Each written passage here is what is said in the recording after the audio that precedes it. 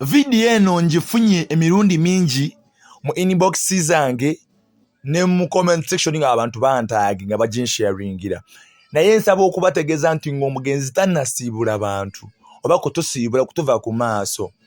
Mary Bata ali omu ku bantu be yasembeyo contactinga ng'omugenzi ya contactinga Mary Bata ne Mary Bata na contactinga omugenzi. Nkiddemu amagezi gaze nti ng'omugenzi tannatuva ku maaso abantu be yasembeyo contactinga nnaku 2 nga tannava ku maaso gaffe abadde Mary Bata.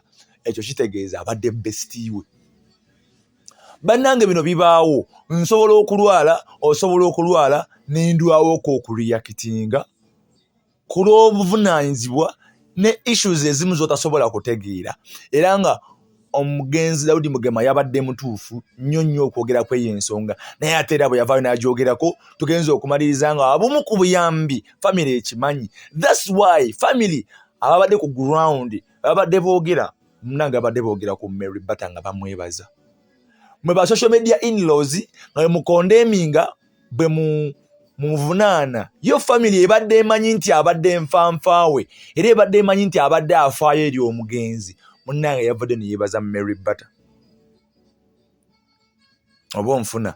So nyongera bategeeza nti omugenzi nga tannaba kufa wadde si ekyo kyokka abadde n'enkolagana ennungi n'omuyimbi Mary Bata era ne Haji Haruna Mubiru. Kubanga abantu bazenga mu kamazo gamba yasinzo kaaba olaba ayagana bambi nga tannaba na kufa. Nina proof nga babadde boogera ne Mary Bata akitegeeza babadde okay. Era nga Mary Bata by the way ye mukyala akola ekintu si mu kamera n'asirika. Mary Bata yavaayo n'akuwa obuyambi n'ensi n'etamanya. Mary Bata ye muntu gw'oyogerako ekintu n'akutunuulira ebigambo bye bitono. That's why tagenda avaayo bagamba nti ABCD. Naye abamu kufa abamanya amazima nga n'obujulizi tubulina. It is our responsibility to clear someone's name. Muleme mwe ba social media in-laws muleme kuteekawo kigambo azinya okusala ekigambo. Rest in peace Daudi Mugema.